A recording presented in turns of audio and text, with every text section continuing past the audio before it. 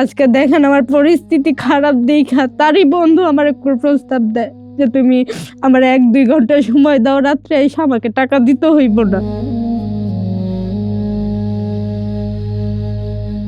এই ঋণের বোঝা সামলাইতে পারি না, দিক 3-3 বার আত্মহত্যা করতে যাই আবার ঘুরে আসছি শুধুমাত্র মেয়েটার কারণে। নিজের কষ্টের কথা মানুষ এই যে আমার একটু প্রস্তাব দেয়, একটা রাত থাকো আমার সাথে, টাকা দিতে হবে না, টাকা মাফ করে দিব। যখন এগুলো চিন্তা ভাবনা করি নিজের জীবন নিজের শেষ করে দিতে ইচ্ছা করে ভাই, কিন্তু আত্মহত্যা পাপ দেখে পারি না করতে।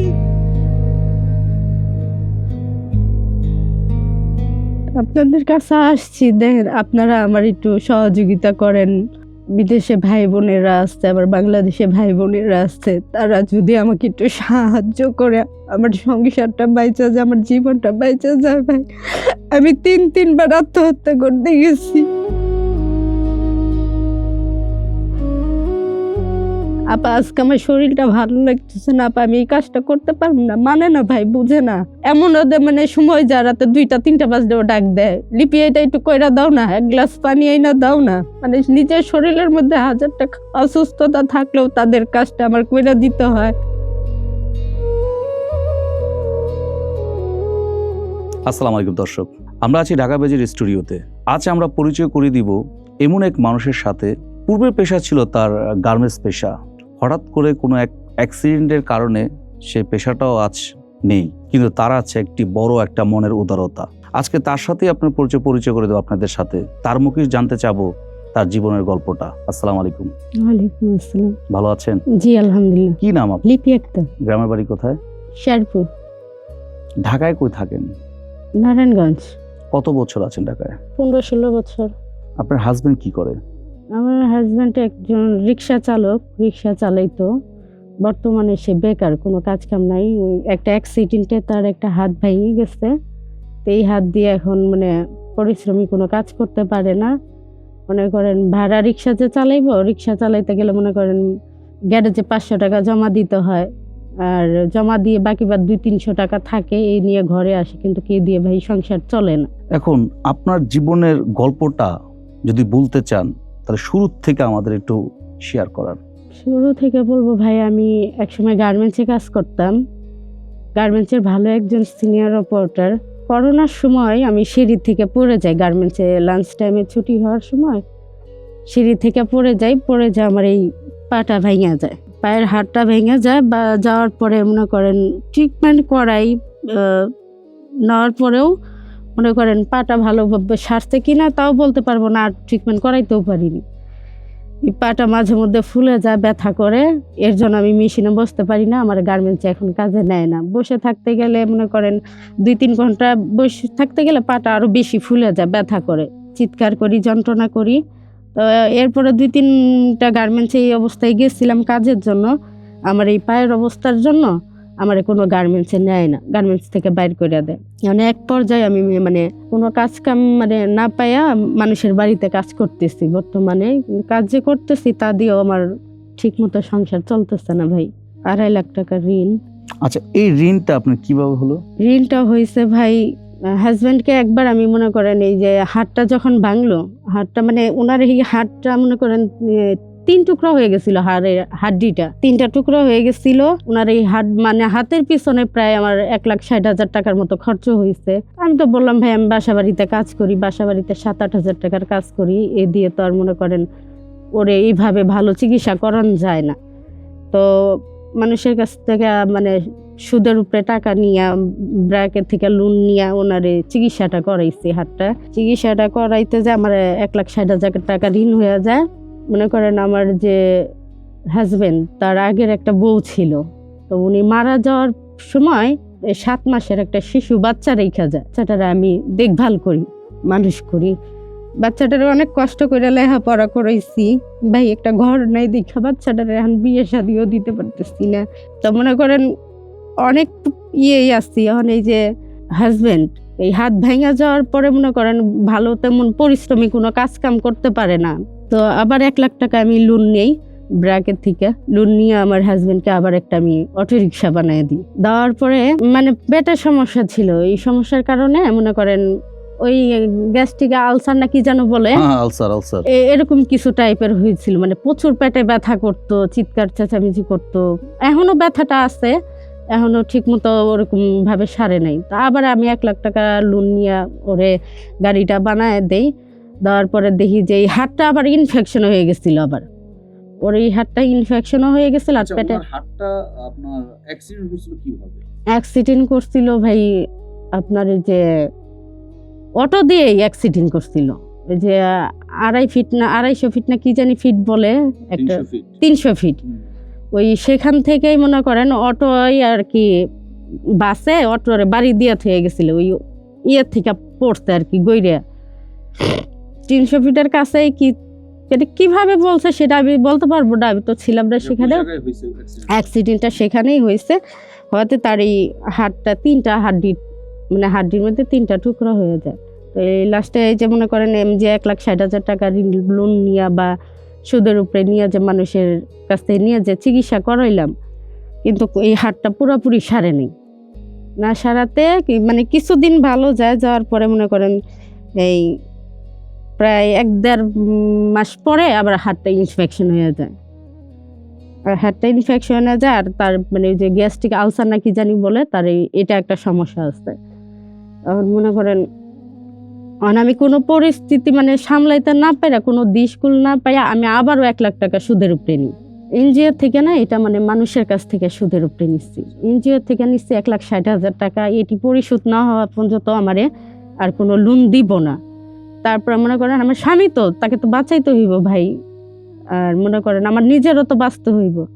পরে আবার 1 লাখ টাকা মনে করেন এই মানুষের কাছ থেকে সুদের উপরে নিয়ে আমি আমার হাজবেন্ডকে আবার চিকিৎসা করাই, আমার ওই মেয়ের লেখাপড়ার খরচ চালাই। মোটামুটি ভালোই চলতেছিলাম, কিন্তু ভাই এখন এক পর্যায়ে এমন অবস্থায় দাঁড়াইছি, মানে ঋণের এত চাপ হয়ে গেছে বলার মতো না। কি ধরনের চাপ নিতে হবে? মনে করেন আমি একটা মেয়ে মানুষ, 7-8 হাজার টাকার কাজ করি মানুষের বাড়িতে। আমার প্রায় 2,60,000 টাকার ঋণ। কারণ আমি তো একলাই মেয়ে মানুষ হয়ে দিতে পারি না, আমার তো ছেলেও নেই যে আমার কামাই রোজগার করে দিব। আমার হাজবেন্ডটাও অসুস্থ, সেও পারে না কাজ কাম করতে।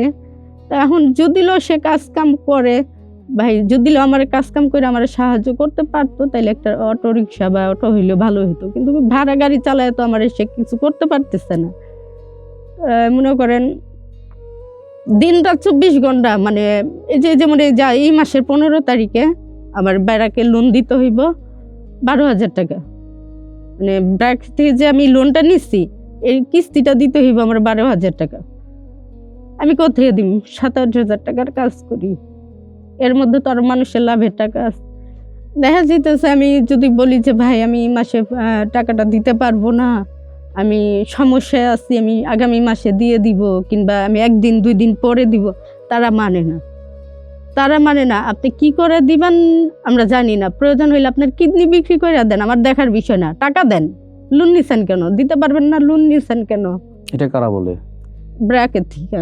আর কি বলে বলেন তো, যাদের কাছে নিছেন এই পর্যন্ত টাকাগুলো? আরো অনেক ধরনের কথাই বলে ভাই, যেগুলো মানে বলার মতো না। আবার মনে করেন যে কিছু টাকা মানুষের কাছ থেকে সুদের উপরে নিছি। কেউ প্রস্তাব দেয়, টাকা দিতে পারবা না, তা একটা রাত আমার কাছে এসে থাকো।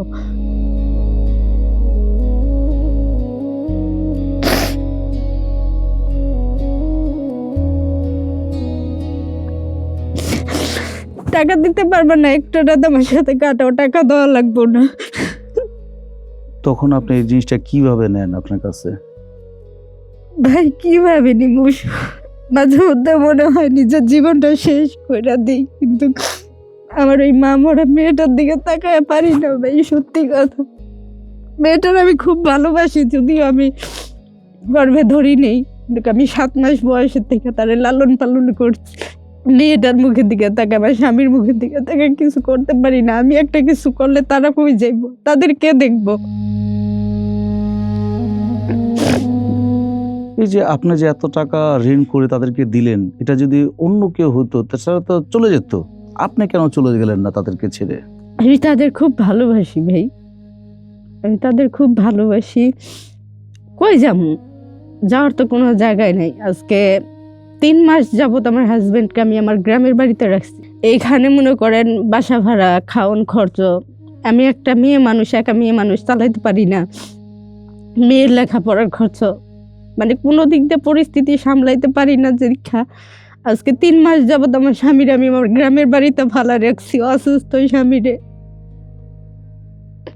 আমি মানুষের বাড়িতে দিনে রাতে থেকে কাজ করতেছি। এই পর্যন্ত আপনাকে কেউ কোনো সাহায্য করতে আসে নাই? ভাই অনেক মানুষের কাছে সাহায্য চাইছি, কেউ সাহায্য করে না। সবাই বলে ফাউল, ভুয়া, বাটপার, অনেক অনেক কথাই বলে। এই যে এখন আপনি চাচ্ছেনটা কি সেটা তো বলেন তো আমাদেরকে। আপনাদের কাছে আসছি, দেখেন আপনারা আমার একটু সহযোগিতা করেন। বিদেশে ভাই বোনেরা আসছে, আবার বাংলাদেশে ভাই বোনেরা আসছে, তারা যদি আমাকে একটু সাহায্য করে আমার সংসারটা বাইচা যায়, আমার জীবনটা বাইচা যায়। ভাই আমি 3বার আত্মহত্যা করতে গেছি, এই ঋণের বোঝা সামলাইতে পারি না। দিক 3বার আত্মহত্যা করতে যাই, আবার ঘুরে আসছি শুধুমাত্র মেয়েটার কারণে। মেয়ের এখন বয়স কত? 18+। আমরা অনেক গল্পই শুনি যে সৎ মার অত্যাচারে অতিষ্ঠ মেয়ে। আজকে একটু ডিফারেন্ট গল্প শুনলাম যে আপনি তাদেরকে, মেয়েটাকে এত লালন পালন, এত ভালোবাসা, এটা অ্যাকচুয়ালি কিভাবে তৈরি হলো আপনার মধ্যে? সব সৎ মা তো এক না, সৎ মা সবাই খারাপ না। আমার সন্তান নাই, কিন্তু আমার সন্তান থাকলে কি, সেও আমার সন্তান, আমার স্বামীর সন্তান, আমার সন্তান। আমি না দেখলে কে দেখবো?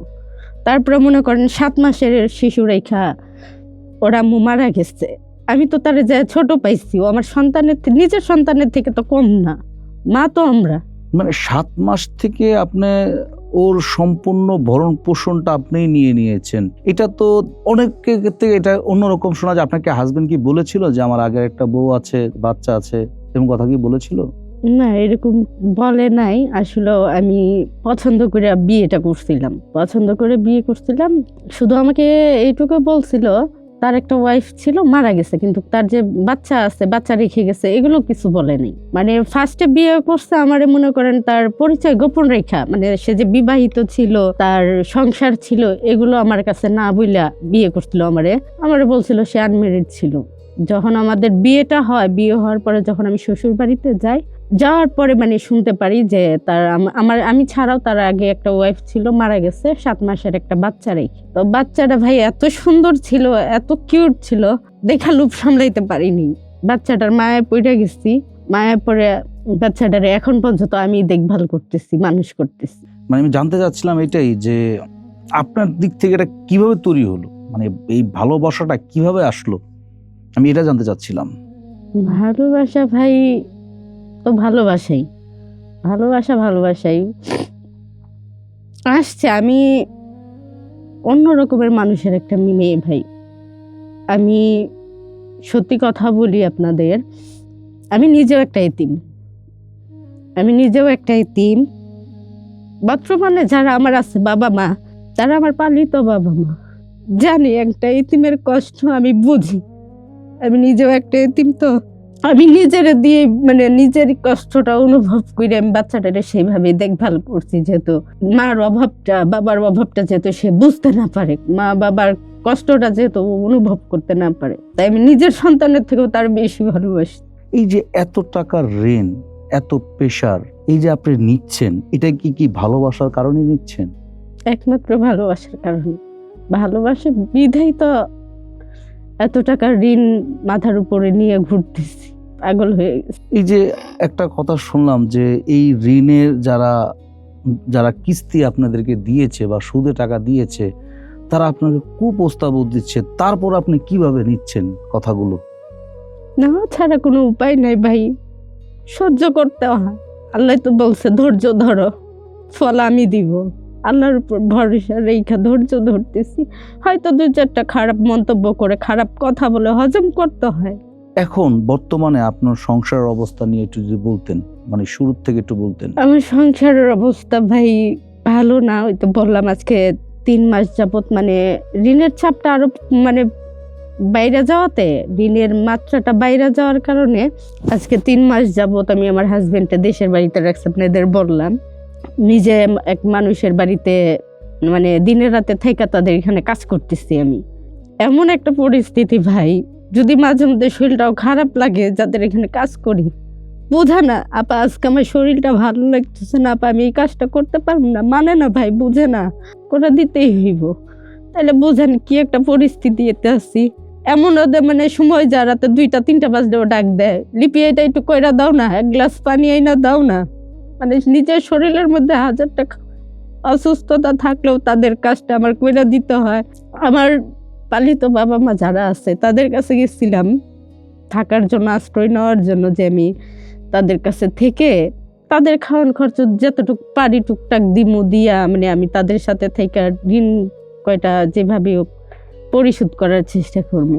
প্রায় 15-20 দিনের মতো আমি তাদের কাছে ছিলাম। তারা আমাকে দেখছে, থাকার জায়গা দিচ্ছে, খাওয়ার জায়গা দিচ্ছে। প্রায় 15-20 দিন পর যে আমার বড় একটা ভাই আছে, সে আমাকে বলে, আমরা কি মানে এতিমখানা খুইলা দিছি যে তোমরা আসবা, খাইবা, যাইবা, থাকবা, আমরাও তো ভাড়া বাড়িতে থাকি নাকি, আমরাও তো কাজকাম কইরা খাই, আমাদেরও তো আর ঢালা টাকা পয়সা নাই। তুমি এই যে আজকে 20-22 দিন যাবত থাকতেছ, খাইতেছ, তো তোমারও তো একটা থাকা খাওয়ার খরচ আছে, সেটা দিবে কে? তোমরা কতদিন দেখবো, আমরা কতদিন পালবো? তো যখন ভাইয়া আমার সাথে এরকম ব্যবহার করে, খারাপ ব্যবহার করে, তো আমি খুব কষ্ট পাই। যে একসময় আমি তাদেরকেও মানে রোজগার করে দিছি, খাওয়াইছি, দেখছি।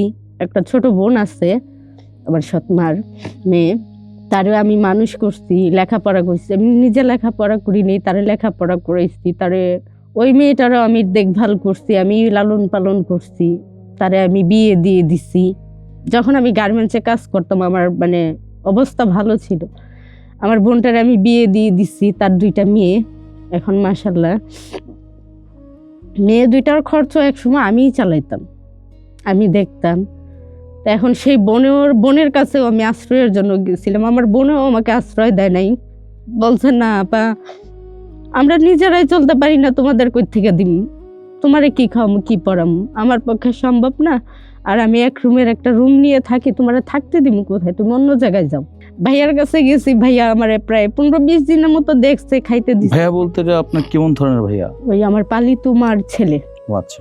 উনি আমারে বলতেছে যে তোমারে আমি এতদিন দেখলাম, থাকতে দিলাম, খাইতে দিলাম, এখন তোমার ব্যবস্থা তুমি করো। তুমি যদি খাওয়ান খরচ দিয়ে আমার এখানে থাকতে পারো থাকো, আর না হলে তোমার ব্যবস্থা তুমি করো।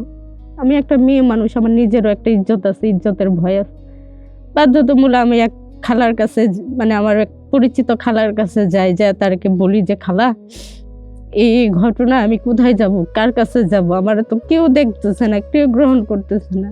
আর ওই খালায় আমারে এক বাসা বাড়িতে নিয়ে রেখা দিয়ে আসে। 7,000 টাকা বেতনে আমি তার কাছেই থাকি, খাই, কাজ করি। মাসে আমার 7,000 টাকা দেয়, কিন্তু 7,000 টাকায় ভাই আমার কিছু হইতেছে। আচ্ছা, আপনার ওই মেয়েটা তাহলে কোথায় থাকে তাহলে? আমার মেয়েটা গ্রামের বাড়িতেই থাকে, আমার শাশুড়ির কাছে। আমার শ্বশুর আছে, শাশুড়ি আছে, তাদের কাছেই থাকে। আচ্ছা, তারপরে 7,000 টাকা আপনার যখন ব্যবস্থা করে দিল তখন?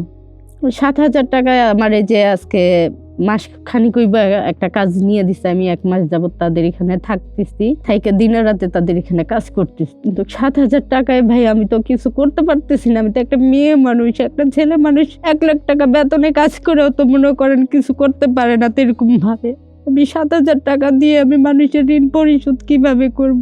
মেয়েটার ভালো ভালো সম্বন্ধ আসে, মেয়েটার যে ভালো একটা মানে জায়গায় বিয়ে দিব, একটা ঘরের জন্য বিয়ে দিতে পারতেছি।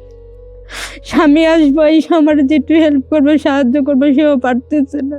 নিজের কষ্টের কথা মানুষ এই যে আমার একটু প্রস্তাব দেয়, একটা রাত থাকো আমার সাথে, টাকা দিতে হবে না, টাকা মাফ করে দিব। যখন এগুলো চিন্তা ভাবনা করি, নিজের জীবন নিজের শেষ করে দিতে ইচ্ছা করে ভাই, কিন্তু আত্মহত্যা পাপ দেখে পারি না করতে।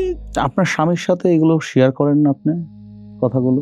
কইরে কি হইব, সে তো এখন নিরুপায়, তারও তো করার কিছু নাই, সে পারতেছে না। একে তো মনে করেন আলসারের সমস্যা, দ্বিতীয়ত হাতটা ভাঙা, যাও একটু আইসা কাজ কাম করতো, সারাদিন এই ভাঙা হাত নিয়ে অসুস্থ শরীর নিয়ে যাই 2700 টাকা রোজগার করবে, সেখান থেকে 500 টাকা গ্যারেজ ভাড়া দিতে হইব, গ্যারেজে রিক্সার জমা দিতে হইব। থাকবো কি ভাই? আমি তো এখন মনে করেন যদি 7,000 টাকা দিনে রাতে থাইকা কাজ কইরা পাইতেছে, আমার 7,000 টাকা 7,000 টাকাই থাকতেছে। আর যদি আমি একটা রুম ভাড়া নিতে যাই, রুমের 4-5 হাজার টাকা রুম ভাড়া আছে, খাওয়ান খরচ, চাল ডাল, বুঝতেই তো পারেন ভাই। তো এই বাড়তি খরচ থেকে দুইজন আলাদা রয়েছে, এটা ভালো না ভাই। স্বপ্নে আমি সুন্দরভাবে একটু বাঁচতে চাই, আমি চাই আমার ঋণগুলো একটু পরিশোধ করতে, যদি আল্লাহ দয়া করে ঋণ থেকে মুক্ত পাইতে চাই। আমার স্বামীর আমি একটা রিক্সা অটো গাড়ি বানাই দিতে চাই, আমার মেয়েটারে ভালো একটা জায়গায় বিয়ে দিতে চাই, ভালো একটা ঘর দিয়ে, এই আমার স্বপ্ন।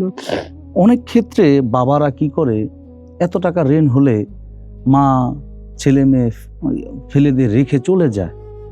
তা আপনার ক্ষেত্রে আমি দেখতেছি একটু ডিফারেন্ট, মানে এটা কেন হলো একটু বলতে পারবেন? বাবারা কেন রেখে যায়, মারা কেন রেখে যায় না? তারপর আপনার নিজের না ভাই, বললাম তো, মা তো মাই আর বাবা বাবাই। অনেক বাবাই আছে দেখেন ছোট ছোট ছেলে মেয়ে রেখে অন্য জায়গায় বিয়ে শাদী করে সংসার করতেছে, প্রথম ঘরের বাচ্চা ছেলে মেয়ের কোনো খোঁজ খবর নেয় না, খাওয়ান খরচ দেয় না। আবার সমাজে কিছু কিছু মেয়ে আছে ভাই, যেমন আমার একটা বোন আছে, 2007 সালে তার হাজবেন্ড মারা যায়।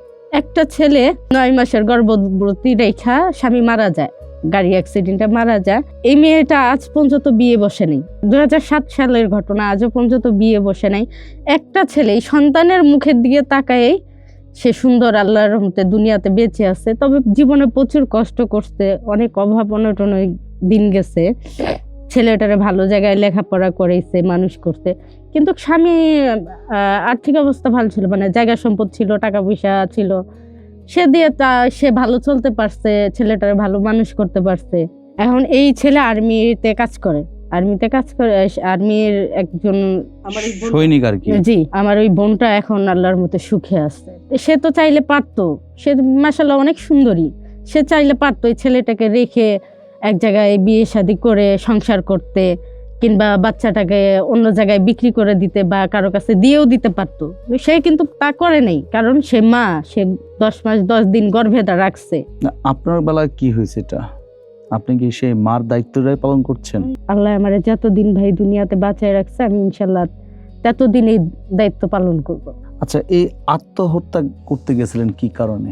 আত্মহত্যা করতে গেছিলাম ভাই যে ঋণের চাপে, এত টাকার ঋণ, কোথাও থেকে কোনো সাহায্য পাইতেছি না, না স্বামী সাহায্য করতে পারতেছে না, আমার কোনো আত্মীয় স্বজন না কোনো প্রতিবেশী সাহায্য করে, তো নিরুপায়, কোনো পথ খুঁজে না পায় ভাই 3-3 বার আত্মহত্যা করতে গেছি।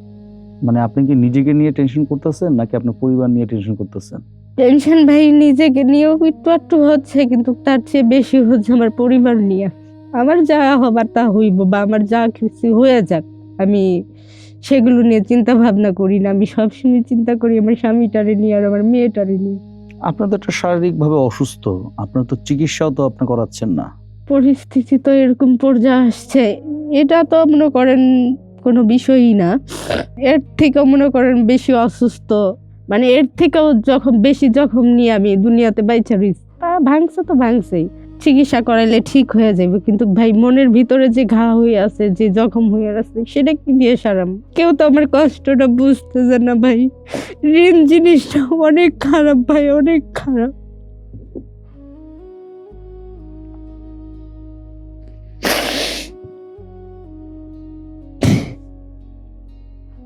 প্রতিনিয়ত কি এই কিস্তি বলেন বা সুদ বলেন, তারা কি আপনাকে ডিস্টার্ব করে? অনেক ধরনের কটা কথা বলে। তো বেশ কয়েকবার আমার এই লোকটা, মানে যার কাছ থেকে 1 লাখ টাকা সুদের উপরে নেওয়া হয়েছে, তিনি একটু মানে অন্য টাইপের, তার চরিত্রটা একটু অন্য টাইপের। আমার বেশ কয়েকবার বলছে, বেশ কয়েকবার এই প্রস্তাবটা দিচ্ছে যে দেখো, যেহেতু তোমার হাজবেন্ডও নাই আর তুমি টাকাগুলো আমার দিতে পারতেছ না, তাই তুমি একদিন আমার এখানে এসো, আমার সাথে দেখা করো, বেশি না 1-1.5 ঘন্টা সময় দিও, আমার আর টাকা দিতে হবে না। ওর কাছে যখন সুদের টাকা নিয়েছেন তখন তার কাছে আপনার সম্পর্কটা কেমন ছিল, মানে কি রেফারেন্সে নিয়েছিলেন? ভালোই, মানে তখন আমি জানতাম সে একটা ভালো লোক, কিন্তু সুদ খায় এটাও জানতাম। তাই এরকম চরিত্র যে তার এরকম সেটা আমি আগে জানতাম না, কিন্তু আমার মানে আশেপাশের লোকজন যারা আছে তারা আমারে বেশ কয়েকবার বলছে যে ভাবি আপনি আর যাই কিছু করেন ওনার কাছ থেকে টাকাটা নিয়েন না। আমি বলতাম কেন, উনি লোকটা বেশি একটা সুবিধার না। আমি আমি আমি আমার চোখে তখন তারে কখনো খারাপ দেখিনি, আমার সাথে খারাপ কোনো ব্যবহারও করি না। আমি জানতাম যে হ্যাঁ সে সুদ খায় কিন্তু ভালো একটা মানুষ। 3-4 জন লোকে মানে বলছে যে ভাবি আপনি যায়েন না, লোকটা বেশি সুবিধার না। লোক বলতে কি মেয়েরাই বলছে আমাকে, যায়েন না, লোকটা বেশি সুবিধার না। উনি মানে সময় মতো তার লাভের টাকা না দিতে পারলে সে অকথ্য ভাষায় গালাগালি করে, মহিলাদের গায়ে হাত পর্যন্ত উঠায়, নোংরা নোংরা কথাও বলে।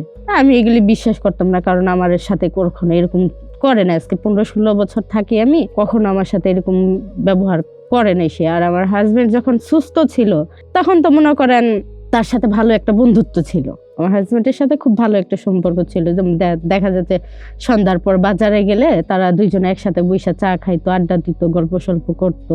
তো এখন মনে করেন ওই যে সুযোগের সদ্ব্যবহার, আমার পরিস্থিতি খারাপ দেখছে, আমার স্বামী নাই কাছে। আমার স্বামী যদি কাছে থাকতো ভাই, সে ল্যাংড়া হোক, প্রতিবন্ধী হোক, যেমনই হোক, স্বামী যদি মাথার উপর থাকে একটা ছায়া থাকে, কেউ খারাপ কথা বলার সাহস পায় না, কুপ্রস্তাব দেওয়ার সাহস পায় না। ভাই স্বামী মাথার উপর থাকা এটা যে একটা মেয়ের কাছে কত বড় নিয়ামত, সেটা একটা মেয়ে ভালো জানে আর আল্লাহ ভালো জানে। আজকে আমার স্বামী যদি আমার পাশে থাকতো, কিংবা সে যদি আমার সুস্থ থাকতো, তাইলে কিন্তু আমি মানুষের কাছে হাত পাততাম না, আমার এই প্রস্তাবগুলি শুনতে হইতো না। একসময় তার সাথে একসাথে চা খাইতো, উঠা বসা করতো, ঘোরাফিরা করতো, মানে বিকাল টাইমে কাজ শেষ করার পর। আজকে দেখেন আমার পরিস্থিতি খারাপ দেখা তারই বন্ধু আমার প্রস্তাব দেয় যে তুমি আমার 1-2 ঘন্টা সময় দাও, রাত্রে এসে আমাকে টাকা দিতে হইব না। তখন আপনি কিভাবে উত্তর দেন তাকে, মানে কি ধরনের উত্তর দিতে চান তাকে? আমি ভাই শুই নাও না শোনার ভান ধরে ফোন কেটে দিই। ফোনে বলে দেখা হইলে বলে কি ব্যাপার টাকা দিচ্ছ না কেন? কোনো প্রকার ব্যাড টাচ করেছে সে? না, ব্যাড টাচ করে নাই, তবে বিকাল টাইমে কাজে থেকে আসতেছিলাম, আমার বাসায় এরকম একটা চিপা গুলি আছে, চিপা গুলিটা বাসার ভিতরে ঢুকতে হয়। তো মাগরিবের একটু আগ মুহূর্তে আর কি, 5-7 মিনিট এরকম টাইম হইব আগ মুহূর্ত, আমি সেই গুলিতে আমার বাসায় ঢুকতেছিলাম, সেও বের হইতেছিল। তো আমি তো আর জানতাম না সে এই রাস্তা দিয়ে আসবো। বের হইতেছিলাম, সেদিন আমার ওন্নার ধইরা টান দিছিল, এটা আবার মনে করেন আমার বাড়িওয়ালা দেখছে, দেখা তারে মানে পরে সন্ধ্যার পরে রাত্রে তারে ডাকায় নাকি তারে ধমক দিছে যে আপনি মুরব্বী একটা মানুষ, এটা কি করলেন, একটা মেয়ের ওন্না ধইরা টান দিলেন, আর মেয়েটা তো সেই কোয়ালিটির মেয়ে না, আপনি কেন তার ওন্না ধইরা টান দিলেন? আর সেটা তার স্বামীর সাথে তো আপনার ভালো সম্পর্ক ছিল দেখলাম, একসাথে বৈশা চাটা খাইতেন, গল্প করতেন, তো আপনি এইভাবে মেয়েটার ওন্নাটা ধরে টান দিলেন, এটা কাজটা আপনি মোটেও ঠিক করেননি। আমার বাড়িওয়ালায় নাকি আমার বলছে। তো আমারে আবার বাড়িওয়ালার বউ ডাক দিয়ে জিজ্ঞেস করছে যে তোমার লিপি, তোমারে কি ওই লোকটার নাম বাদল সাহেব তোমার সাথে কোনো খারাপ ব্যবহার করছে? আমি কই না তো, কখনো না, খারাপ ব্যবহার করে না কখনো না, আজকে কোনো খারাপ ব্যবহার করছে? আমি খারাপ ব্যবহার বলতে ভাবি আমি তার কাছ থেকে 1 লাখ টাকা সুদের উপরে নিচ্ছি, আপনি তো আমাদের বিষয়ে সব জানেনই। আমি কাজ শেষ করে সন্ধ্যায় আপনার বাসায় আইতেছি, এই গুলির মধ্যে আমার উন্না ধরে টান দিচ্ছে, তাইলে হয়তো এটাই ভাইজান দেখছে, দেখা এটাই হয়তো তাইলে তারে কিছু বলছে। এটাই আমি জিজ্ঞেস করলাম তোমার ভাই ওই বাদলের ডাইকা অনেক বকাবাজ্য করছে, ধমক টমক দিছে, তো এর জন্য আমি বললাম আর কি। নারায়ণগঞ্জ এটা চানমারি। মেয়ে নিয়ে আপনি কি চাচ্ছেন, মেয়েকে কি করতে চাচ্ছিলেন? মেয়েটা আমার মাশাআল্লাহ লেখাপড়ায় ভালো, দেখতেও মাশাআল্লাহ অনেক সুন্দর। তা আমার বাড়িতে একটা ঘর নেই, আমার মেয়ের জন্য ভালো ভালো জায়গা থেকে প্রস্তাব আসতেছে। বাড়িতে বলতে কোন বাড়ি? মানে আমার গ্রামের বাড়িতে। গ্রামের বাড়ির অ্যাড্রেসটা একটু বলুন তো। আমার গ্রামের বাড়ি শেরপুর, থানা জেলা শেরপুর, গ্রাম আপনার শেরপুর। ভালো ভালো সম্বন্ধ আসতেছে, আমার বাড়িতে ঘর নেই। আসতে আপনার ওই যে শোলা চিনেন, পাটের শোলা হয়, যে পাটের ভিতরে থাকে একটা শোলার ঘর আছে। এখনকার মানে জামানায় সেই ঘর নাই, কিন্তু আমার আছে। আমি চাইতেছিলাম যে আমার ভালো একটা ঘর উঠায়া ভালো মানে একটা ভালো পরিবেশ করে আমার মেয়েটার ভালো একটা জায়গায় বিয়ে দিতে। যেহেতু মেয়েটার 18+ হয়ে গেছে, এখনকার যেমন মনে করেন 12-13 বছরের মেয়েরা কি অবস্থা বুঝতেই তো পারতেছেন। তা আমি চাইতেছি মান সম্মান থাকতে আমার মেয়েটারে নিজ দায়িত্বে কারো হাতে তুলে দিতে। আচ্ছা, আপনি কোনো সংস্থার কাছে বা কারো কাছে আপনার সাহায্য সহযোগিতার আবদার জানাইছিলেন? এই পর্যন্ত গেছি, আমি অনেক জায়গায় গেছি, কিন্তু কারো কাছ থেকে কোনো সহযোগিতা পাইনি ভাই। মানে শুনলেই নাম্বার ব্লক করে দেয়, নয়তো বা মনে করেন এড়িয়ে যায়, শুনাও না শোনার বান করে। বা ওই তো বললাম, তারা মনে করে হয়তো আমি মিথ্যা কথা বলতেছি, কিংবা আমার এটা পেশা, মানে এক একজনে এক এক মন্তব্য করে।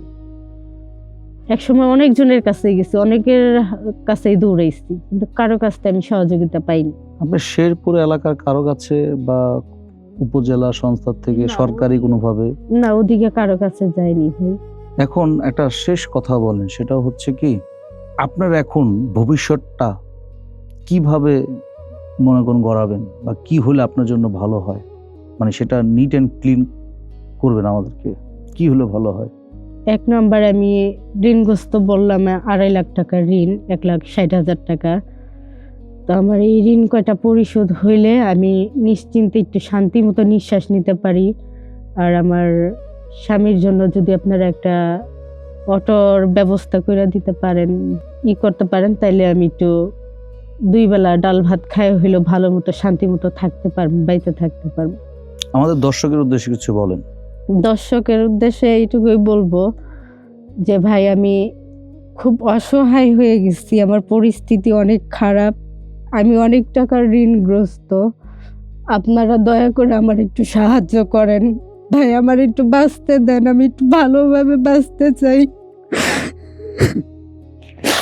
আপনারা আমার একটু সাহায্য করেন, আমি যত 2টা ডাল ভাত খাওয়া হইলে আমার স্বামী সন্তান নিয়ে ভালো থাকি, একটু বেঁচে থাকতে পারি ভাই, আপনারা আমারে বাঁচান।